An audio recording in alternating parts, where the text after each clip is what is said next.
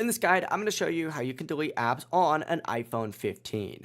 Before we do get into this guide, make sure to like the video and subscribe to the channel with all notifications on. It really does help the channel and lets us know that you want more content like this. We'd greatly appreciate it. And if at any point throughout this guide you did have any questions, just ask them down in the comment section below and we can help you out further. I'm going to be doing my best to reply to every single comment down there, but this really is super simple. There's two different methods for it and we're going to be going over both of them. The first method is going to be on your home screen. So just press and hold down on whatever app you're trying to delete and then go ahead and select remove app, and you're going to see two different options on here. You're going to see remove from your home screen and delete app. If you're trying to delete the app, obviously go ahead and select delete app. Now the second method is a little bit cooler because you're going to see how much storage space the app is actually taking up for you. Go ahead and open up your settings and scroll down to the general tab, and then from here go ahead and select iPhone storage, and then just scroll down once the page loads a little bit and you're going to see all of the apps that you have on your device.